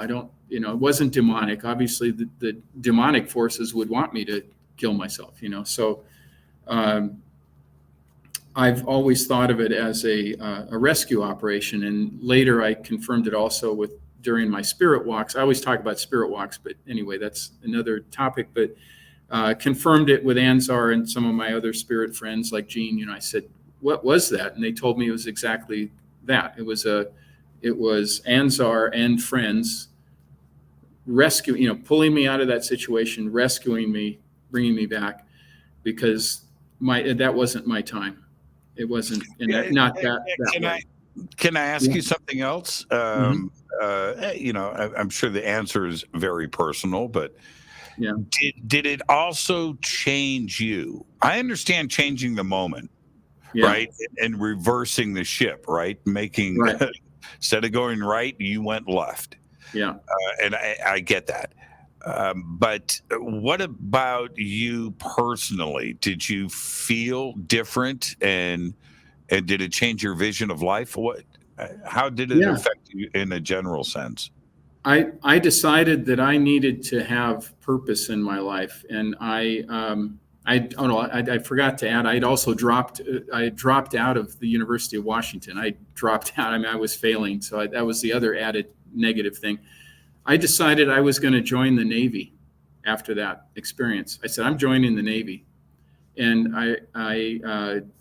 from that, I remember I got in the truck with my dad to go to work, because I was working as a carpenter with him. It was after this experience, not right after it, but later. And I was thinking about, I'm going to join the Merchant Marines. I'm going to go to sea. That was my idea. I'm either going to join the Navy or join the Merchant Marines. Like my dad, he was in the Navy and in the Norwegian Navy. But anyway, so we were going to work, and I had this argument with my dad, and while he was driving around the corner, kind of slowed around the corner, I jumped out of the truck and went and hid in the woods. This is in Seattle, where I was living. And my dad stopped the truck. He was yelling at me in Norwegian, get back in the truck. You got to go to work. And I just hid there until he left. And then I walked 5 miles to what I thought was the Navy recruiting office in Bothell. I lived in Kenmore, and this was the north end of Lake Washington in Seattle, the Seattle area. And I walked 5 miles. I got there to what I thought was the Navy recruiting office. They had moved out, and the Army had moved in. So I walked in and I must have looked like the biggest sucker in the world. And I walked in there and I said, what happened to the Navy guys? Oh, they left. But you know what? The Army's better anyway. And I said, really? And he said, well, what do you want to do? And I said, can you get me out of here? Can you get me? Can you get me out of here? I need to leave. I need to get out of here. And I want to go as far away as possible. And he says, how does Germany sound? And I said, sounds great. Sure. What do I do? And he said, well, we need jail guards. Oh, and I said, really? Because I guess that was a shortage, what they call a shortage MOS, military occupational specialty. Right. They needed jail guards. So I said, sure, why not? My dad worked in a brig on a ship once. Yeah, why not? Yeah, let me do that. And, I really like to be in the Navy, but you guys are here, so I need to get out of here. So that's how, and it was Halloween. I remember it was on Halloween too, which is You signed up. And by the way, MOS, I love that. Whenever anybody says MOS, and when they're talking, they're legit. They're legit, because that is a term that is only from the Department of Defense, right? Yeah, and really specific to the Army, because when you ask an Air Force guy, "What's your MOS?" they go, "What's that?" We have jobs in the Air Force. Excuse me, we have jobs. What do you got? We have MOSs in the MOS. It's so funny. I'm a military brat, right? And that is a typical. It's almost like a greeting in the Army. So what's your MOS? Right. Exactly. Right. So what's your MOS? Yeah. And so you signed up to be a friggin' prison guard, and so that was on your God, I was just Was there a bonus? Was there a bonus for prison guards back then? There might have been, but this guy knew that he had me hooked already. I was already hooked before I walked in. It was such an easy sell for him. I sold, sold myself, So I got nothing. I got no bonus. I could have got, because I had some college credits, I could have got a stripe. I didn't even get that. I just started with nothing, So one last question, then we've got to move on. How long after you set foot in the recruiting office until you were shipped off for basic training? So I signed up on Halloween. Well, I signed the initial papers. We went the next day, so November 1st, All Saints Day. We went to the MEPS station, Military Entrance and Processing Station in Seattle, and I did my physical and all that stuff. And we got sworn in with all the other guys, and all sitting there in our underwear, swearing or whatever. And then 2 days later, I was shipped off to Fort McClellan, Alabama. That is crazy. He got me out. He kept his promise. He got me out of there really quick, as quick as you on the first bus out of Seattle. That's nuts. Quick. It was quick, and my dad was happy. My mom was not happy. My dad was happy for because he knew I wasn't going anywhere. He knew. My mom was, there's always hope. She's, and. I was really dead-ended, and I needed a jolt, and boy, did they give me a jolt. So that's a jolt. That's a jolt for sure. Yeah. Okay. All right. So I wanted to ask you, that is a crazy story, by the way. That is. I thought my story about when I came to LA was soup to nuts, but that right there. That's pretty. Jumped out of a moving vehicle. Yes. Oh man, that's crazy. Your dad yelling in Norwegian. Oh yeah. Yeah, that's just classic. And then 3 days later, that's it. Yep. Wow. Yeah. Okay. You mentioned. I don't want to let this go, so let's circle back. You mentioned this wasn't, I was brought aboard a spaceship story, talking about the light beam, right? And you said, or other, classic abduction experiences. Have you been on a ship? Well, that experience, the special processing in '73, that's the only memory I have of being, on that exam table. That's the only one. Right. So the others have been, different. But at that time, that wasn't a ship experience. That didn't happen until Yvonne, correct? That's correct. I just had my conscious memories, were strange enough, but then filling that in, that came together. So the special processing, which should have been McClellan, Alabama, that's special processing. But yeah, that is special processing. Processing. But that was the only time that you know of where you were aboard a craft. Yes, with the exception of a lucid dream that I had about 2 years ago. I was in a lucid dream in that I was half awake and half asleep, and just so realistic. I was on a military base, unspecified military base, but it was definitely a military base. There were 3 of us and a military guy in a uniform. And he said, we're gonna go for a ride. And there was a craft, and it was a round craft. And inside, we stepped inside. He had some kind of thing he was carrying, and he went to the center of this craft, and we kind of all sat around on these very organic looking, not chairs, but like how it was formed. You could kind of sit on it, And he put this thing in the middle of this saucer, I guess you could call it. And he looked at me, and he did that classic Frankenstein line. He said, "It's alive." And all of a sudden the thing just whoop, and everything, I can see through the structure of the craft. I could see everything 360 degrees. I mean, it was like it was translucent. And then silently lifted off and started slowly, and then very quickly after that. And nobody could see us. And that was a very lucid dream. Now, what that instructed me, I think, was kind of like a download kind of thing. It's like, this is what it is. That's why sometimes you can see them, sometimes you can't. At least that's what I think. How they can move around, whatever this device is. I'm not an engineer or a scientist. I don't know, but he said it's alive, which made me think there's some organic connection between the entity or the pilot, and this craft. So anyway, that's the closest thing I can come to of a craft, other than, that thing from 73.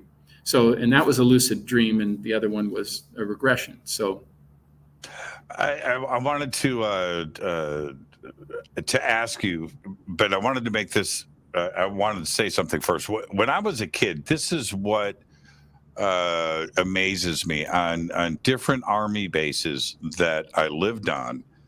You could, as a military dependent, right? 5 years old, 6 years old, 10 years old, 15 years old, you could go wherever you wanted on that Army base.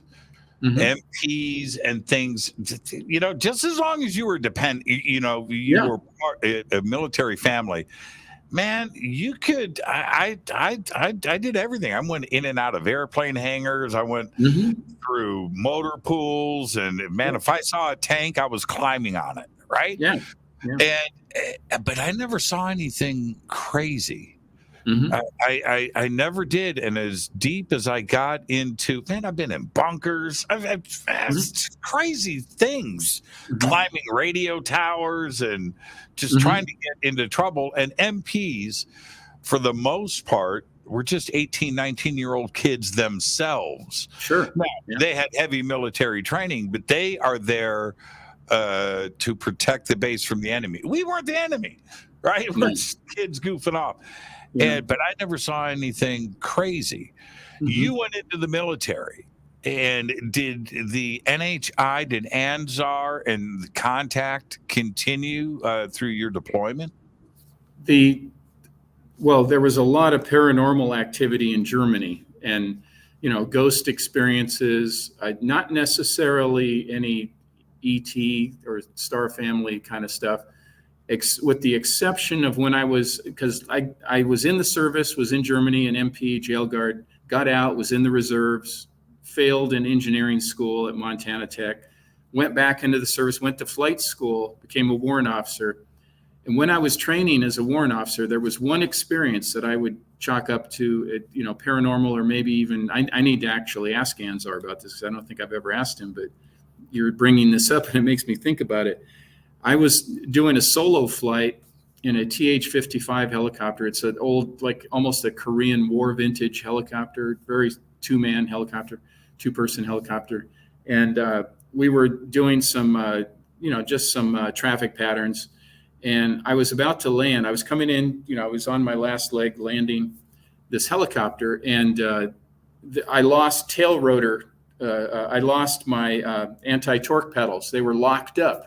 On a helicopter, you got the cyclic in the middle, and then you got the collective on the side, and you got the anti-torque pedals on the floor. So you're doing all these. The helicopter is very exhausting to fly.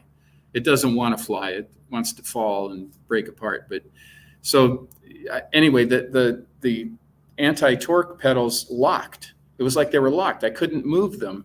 And of course, without being able to adjust them, you can't land, because as you land, you need to compensate for less torque.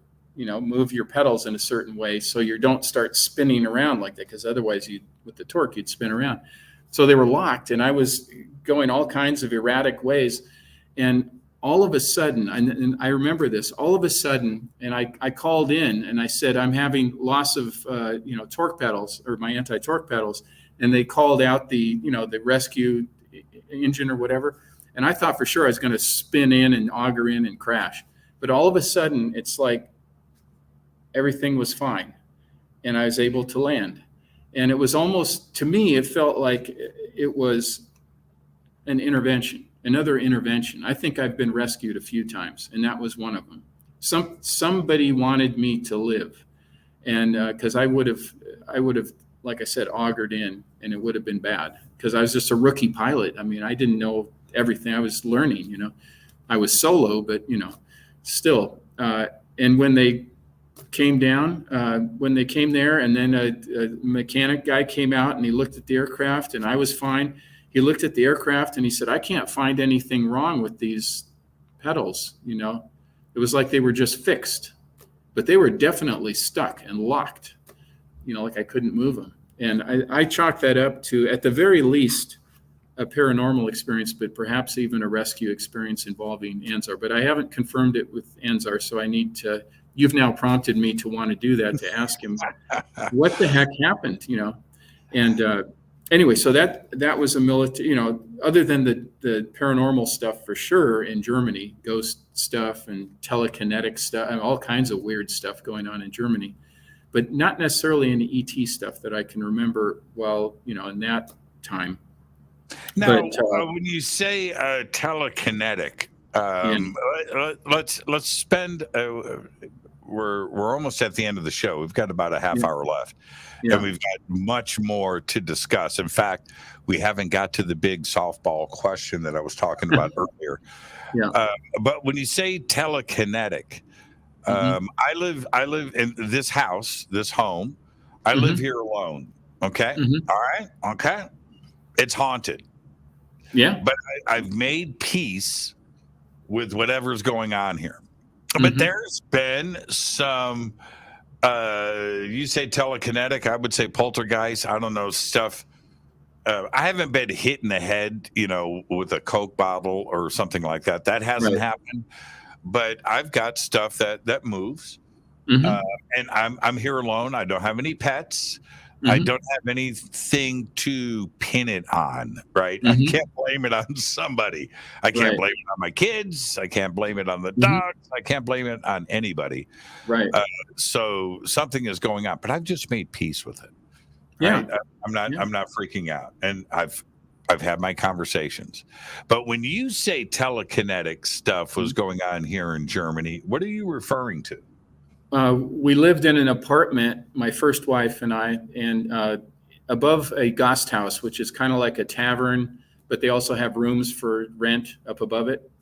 And there were some big apartments across a green belt and behind our apartment.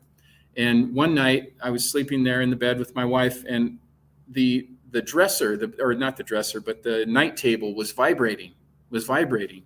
and things were, vibrating and falling off of it, like her mirror, her hand mirror, a brush, an alarm clock, whatever. It just was, and I thought, is there an earthquake going on? And it wasn't an earthquake. It was moving. And I got up, and there was a window facing that green belt, facing these other apartments. And I looked out over the green belt to an apartment where there was a little bit of a light, and there was a dark figure standing in a window going like this. I couldn't make out the face. All I could see was a dark figure going like this. And the stuff was still vibrating. And then I think whoever it was, whatever that was, noticed that I was looking at it, because they could see me. And as soon as he knew that I was looking at him, he went like that, disappeared into the shadows, and all the vibrations stopped. So whoever this was using the power of his mind, telekinesis, psychokinesis, to make things move. Now, why he was doing that to our apartment, I don't know. My wife apparently said that a neighbor, somebody she had talked to, said that a woman had been murdered in that apartment. They never told us, So there was some freaky stuff going on. But that's when I speak of telekinesis. And just on the topic of telekinesis, a lot of people, like you said, you didn't have Coke bottles thrown at. A lot of this is very subtle. Some of it is not so subtle, but a lot of the stuff that can be measured, especially by somebody like Dr. Dean Radin, is very subtle. And people have a tendency to believe, well, if they don't see the Harry Potter magic, they don't think it's real. But this has been measured, and it's been shown in scientific tests that people can move things telekinetically, psychokinetically.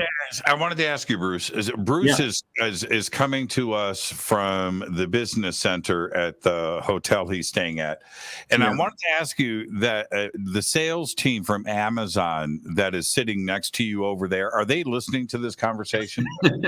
It's probably more interesting than whatever their sales pitch is. I'm sure, but no, there's nobody here. I could maybe a few ghosts. I could just imagine. It's very corporate looking, and it's not at all me. I mean, my home, the bookshelf is much more interesting. I'm just wondering what the Amazon folks, think of this conversation. That would be funny. I don't.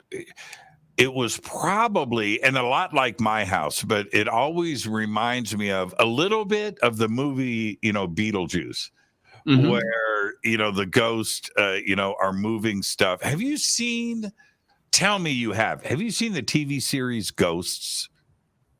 Have you seen that yet? Is that a recent thing? It's a comedy series. Okay. Oh, no, I haven't seen it. Okay, there's two versions of it. There's the one from Britain, BBC. That's the original. It's called Ghost, and it's about ghosts.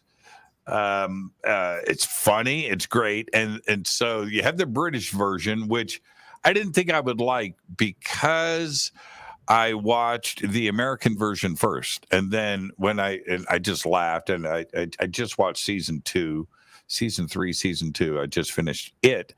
But and in my research of that TV series, I found the British version. Oh, it's a remake. The British version isn't going to be as good as this, which it turned out to be excellent. So you can watch both.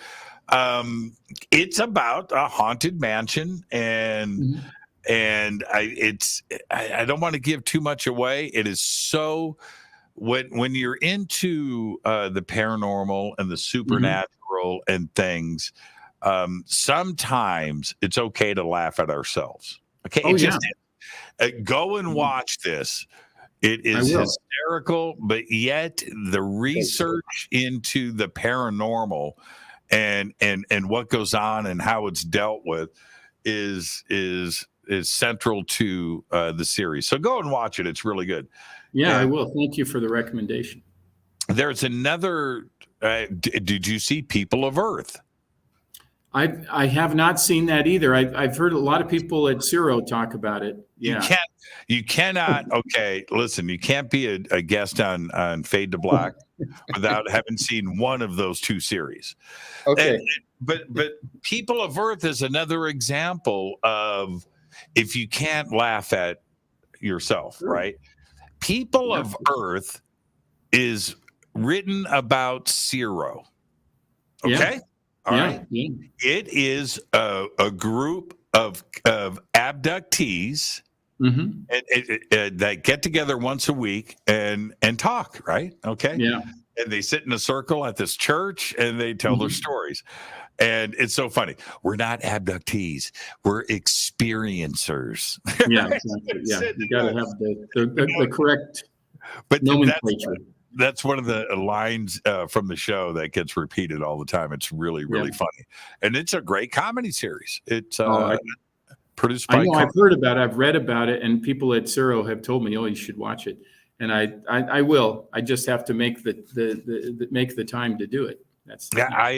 I bought People of Earth, so I own it. And I have watched, I think it did 2 seasons. They should have done a third, but nonetheless... I have watched the complete 2 seasons in order, binged probably 10 times, maybe. And I don't think I'm exaggerating. And that's a lot for a TV series to go back and watch it, but it's that funny. And it is just about our community. They go to a convention. They go to a UFO conference. Oh man, it is just classic. Okay, yeah. So here's the thing. You're a tenured professor. Your career is your career. You're a history teacher. Would I technically say a professor of history? That sounds so. It sounds so regal, but well actually the title is Distinguished Professor of History, and really that means I've just been there a long time. That's all it means, Jeremy. And you've written 4 books on the subject, and what and 3 are a 3-parter. It's a trilogy. What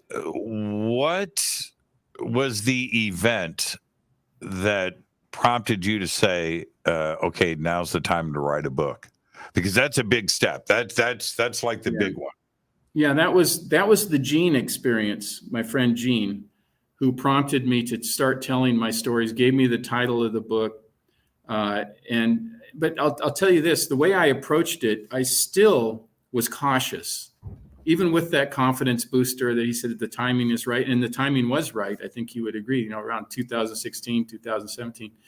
But the first book didn't mention ETs at all, didn't mention aliens. It was just your classic,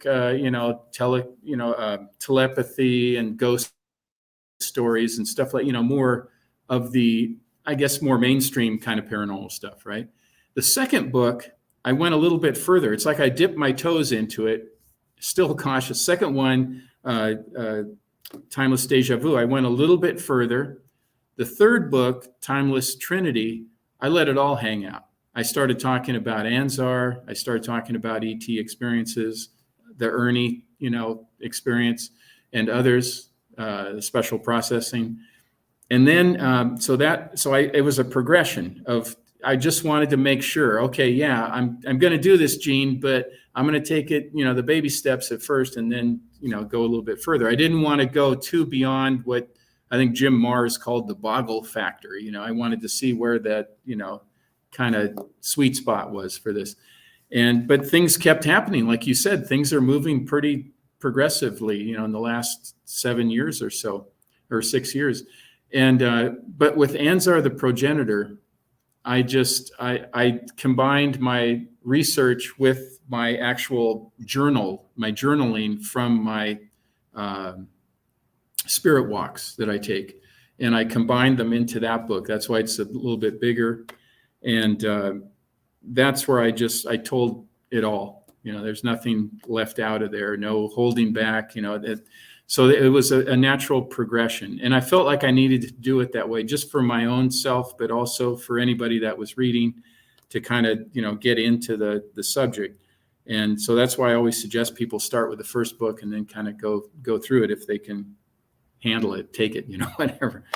But I do want to say this before I forget, because I think it's really odd and maybe coincidental. I don't know for sure. I haven't totally confirmed it, but when when I was invited to come on your show a while back, I can't remember exactly what it was, but I was under, and I'm aware of this when this happens, under severe psychic attack after that. And I'm not saying it's you. Somebody, and I think this is a tribute to you, somebody did not want me to be on this show today. And I contribute, I say it's dark forces, and that could be human, non-human. They did not want me to be on this show. And it was really bad. I'm telling you, it was really bad. One of the worst ones I've had since 2019. I had a pretty bad one on a experience I had, but this was really bad. But I'm here. I'm doing fine, and I'm so glad that I'm here. I mean, I was almost to the point where I was going to say, I don't know if I can do it. Right. I mean, it was that bad.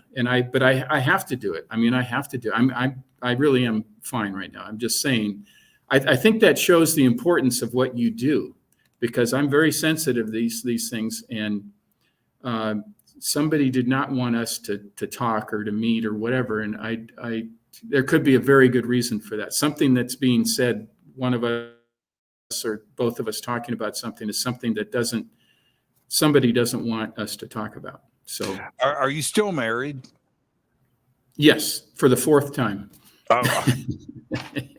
Well, that's a long story, Jimmy. That's a four-parter, actually, is what that is. Yeah. Because my question was, were you the same wife, going through these situations throughout your life? But so you had four wives. Yes. Are you married now? Yes.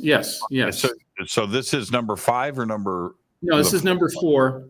And we've been married for almost 12 years. And she's gone through this whole, talking about the paranormal. And she is totally, she's not a member of CIRO. She's not, she doesn't follow all this stuff. She really not that interested, but she's very supportive of me.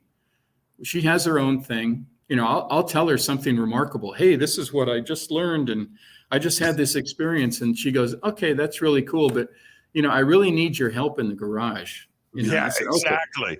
Okay.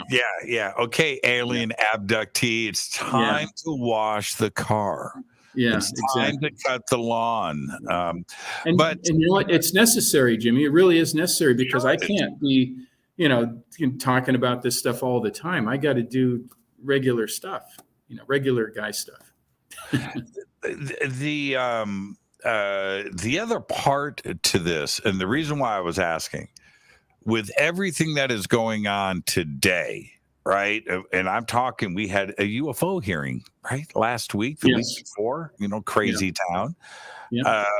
And I want to spend some time on that, what time we have left. Mm-hmm. But it's the New York Times, it's CNN, it's Fox, it's all over the place. Congress and the Senate and the Department of Defense, and we have Arrow and the UAP task force and ODNI reports on UFO. This is a pretty amazing time. But is this something where you can turn to your wife and go, see, I'm not nuts? Or has she come to you saying, well, I guess you're not nuts, right?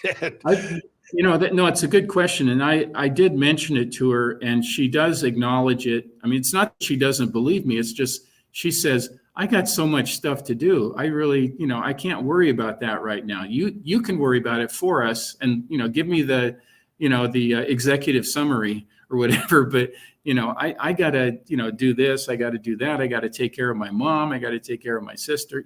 She's very focused on, the practical, kind of like my dad was, very practical man, not that he, but she is very supportive of me. And so that's where that stands. So yes, I think there is a little bit of, and I think a lot of people in CIRO and other organizations, experiencers, right? They feel kind of vindicated, but at the same time, the momentum seems to be pushing forward, but then there's always a step back again. It's okay, we're going to go here, but then it's coming back a little bit too. And I think there's some pushback going on. Did you hear that? It sounded did that come from like a low frequency hum?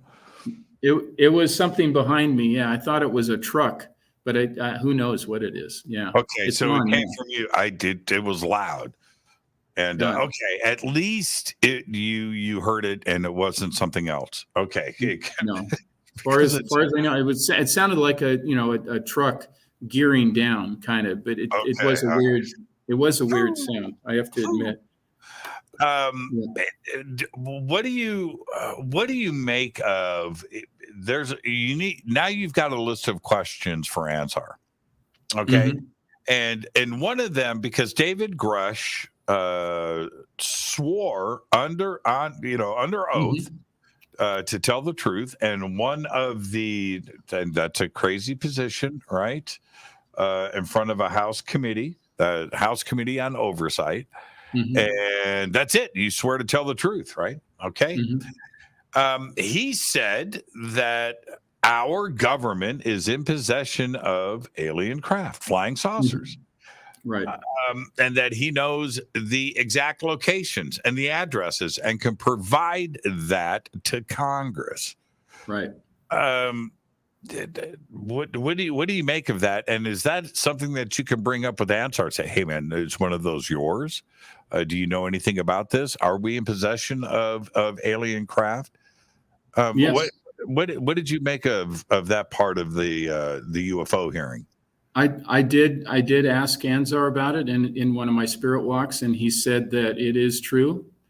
But there's a lot of things he's not saying as well, and there's answers that he's giving that are non-answers, but yet confirm things. But yes, that I've confirmed that with Ansar that is true. In fact, my friend Gene says it more plainly. He says, Bruce, it's all true. That's what he told me in a communication with Gene. He said, Bruce, it's all true. And I said, all of it? And he said, all of it. It's all true. And that's a scary proposition when you think about it, that it's all true. But I did confirm that with him after that, after he gave that testimony, and with Ansar, I confirmed it with him. And what else did I want to say about that? I wanted to say that. What about the alien bodies on ice? Ansar confirmed that too. He said that it's all true. I mean, basically what Gene is saying, that this is something that puts, and I'll tell you, I've communicated with Ralph Blumenthal, and not with David Grush himself, but Ralph Blumenthal. I was Facebook friends with him, so I was sending him messages, and I said, please tell David I'm very proud of him. I'm a fellow veteran. I said he's very brave for coming forward, and he's been attacked mercilessly in some quarters. That they're saying that a lot of terrible things about him, but that's to be expected. But here's a personal take on this, Jimmy, how it affects me personally, my family. And I'm not sure, I didn't get permission to say that, but let me say, there's a member of my family who's in the military who is at one of those locations that is one of those locations where they have this material. And I asked Ansar about it, and he said, what's happening is that and this might be the part why I was being psychically attacked, when I'm about to tell you. Ansar told me that the contractors who have this stuff are busily, for the last 6 months or so, busy because they knew they're going to be investigating, they're going to have to come clean, and things are going to go south for them. They've been rapidly trying to do this reverse engineering, and they're taking a lot of risks. And they're planning to move stuff, kind of like a shell game, to try to keep one step ahead of Congress or whoever the watchdogs are. And they're really frightened about all this because they've opened up the box, and so that's what Ansar said, that's what they're doing. And coincidentally, and I'll say this, but I know a lot of people are listening, but my this family member, him and several other people on one of these bases have been come down with some strange malady in the past 6 months. About 6 months ago, it started suddenly, and all of them in his unit got sick at the same time. And they're at one of the locations that I know is where they have this stuff. And the military is not helping them enough. And I told this family member they need to contact their senator, one of the senators. They need to and get to the bottom of this, because they've all been very sick for the past 6 months. I asked Ansar about it, and he said that's because they've been tampering with this stuff and trying to work feverishly to try to get what they can and move it around. And they've made something has happened where they have released some radiation, or something has happened. They haven't told people. And in other words, they're being very sloppy with it. And people are getting hurt, and people are getting sick. And David Grush himself said that people have been hurt, and people have been even killed. And I'm afraid that that's what's going on. And Ansar has confirmed that with me. And I have a feeling that's why I was being psychically attacked. I have a feeling that somebody didn't want me to say that. But I want to tell you, because you're a good guy, and you're doing good work, and maybe this will have some, impact, very positive impact on, let's keep going, And I even wrote to those two senators. I wrote to Rubio, I wrote to Gillibrand, I wrote to my two California senators. And I said, hey, and I just put my cards on the table. I said, I didn't say you might think I'm crazy. I just said, hey, I've had paranormal experiences. I have contact with the NHI. I can help. Let me know if I can help. And where I live in Palmdale. Okay. And so I'm not. I'm right up the street. Right. Yeah. When I say up the street, I'm literally, we could walk there. Yeah. Okay. And over the past couple of years, I would say about a year ago, up to I don't want to put any. I'm just going to say I wanted to get into specifics because I don't want to get myself in trouble. Right. But there was a very consistent, daily, all day long string of giant aircraft, transport aircraft coming in and leaving. It's almost stopped over the last 6 months. And before that, it was like all day, all night, big, huge things. And it's virtually stopped. And I thought, this is before Grush, man. I thought this like 6 months ago, when like the daily things that were going on, it was just kind of weird. It's kind of quiet, right? Kind of quiet. Well, and this thought popped in my head. Now, I'm not Nostradamus, and I'm not trying to suggest that in any way. But this thought popped in my head. Well, they moved everything, right? They got it out of there.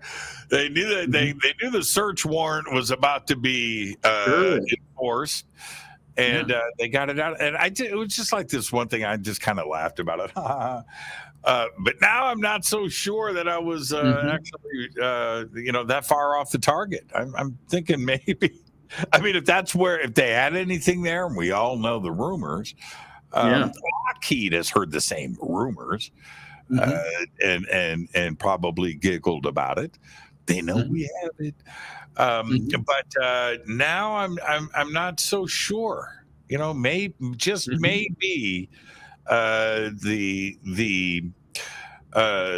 conversations about it just started to get too public and too amplified. So too much light. Yeah. The shell game, I'm sure that it happened at any location that had anything. I'm sure Wright Pat has been emptied. Edwards has been emptied. Area 51 has been emptied. And, maybe one can speculate as to where they took everything to. But I think you're right about that. I think Ansar is right. And I think, well, I was told also some of it's gone out of the country too. Sure. Why not?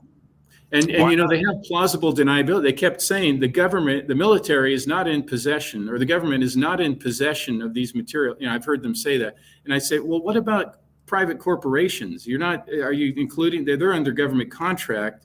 So technically they're associated with the government. But then could you say, oh, well, we said we weren't lying. You know, we said we didn't have it, but private contractors had it. And now they can do, you know, it's kind of like, you know, when we don't want to use our own soldiers somewhere. So we have soldiers of fortune, private contractors. They have different status of forces agreements. They have different rules of engagement than our guys do with the flags on their shoulders, you know. Right. And so this is yeah. You like that comment that I just posted? Do you see it? Doesn't Bruce look like Jay Leno? Oh, well, that's kind of cool. Yeah. You've heard that before. No, I haven't. I haven't heard that. Really? No. Once that popped up, now I can't get Jay. But yeah, you know, move it to Guam. Who's going to go to Guam and search? Yeah. Right. Everybody on Guam is with the military in some capacity. Sure. Yeah. There's a lot of places it could go. Move it to Guam. Move it to the middle of Australia. Nobody will ever find it. Yeah. You know, that's, you know, or move it to Regina, Saskatchewan, right? Yeah. move it up into even go north, right? To go into northern Saskatchewan and head that direction. It would never ever be found. Exactly. There's a lot of places to hide stuff. So, Bruce, this was an amazing conversation, and I want to thank you for taking the time. And where can everybody go and pick up one of your books? Well, that's kind of you to mention that. Amazon.com, all the books, all 4 of the books are there. Even my comic books are there too, which are fictional. But as you know, fiction is often more true than nonfiction. So a lot of my life experiences are in those comic books too. And they're kind of fun, and they're all ages. And it might be a good way if you want kids to start thinking about this stuff, approach it through comic books first before they get into the heavier stuff, you know. But so that, yeah, it's all on Amazon. So thank you so much. We've got your links up below. I want you to be safe and say hi to the Amazon guys for me. And I hope that we were entertaining enough. Man, he does look like Jay Leno. Wow, that's funny. All right, Bruce, be safe and be well. Safe travels. And I can't wait to get you back on the show. Thank you so much, my friend. Thank you, Jimmy. Take care. The absolute best. Dr. Bruce Solheim right there. What a perfect conversation tonight. And, man, I really look forward to the next time we have Bruce on the show. Tonight was just an absolute perfect show. Fade to Black is produced by Hilton J. Palm, Renee Newman, and Michelle Freed. Thank you to Dennis and Kevin. Webmaster is Drew the Geek. Music, Doug Aldrich. Intro, Spaceboys, spaceboymusic.com. Fade to Black is produced by KJCR for the Game Changer Network. And this broadcast is owned and copyrighted 2023 by Fade to Black and the Game Changer Network, Inc. It cannot be rebroadcast, downloaded, copied, or used anywhere in the known universe without written permission from Fade to Black and the Game Changer Network. I am your host, Jimmy Church. Tomorrow night, we have Kydrich Olson on with us tomorrow night. Oh, yeah, energetic beings. We're going to be talking about that tomorrow night. Until then, I want you to be safe. Go Beckley Teppy.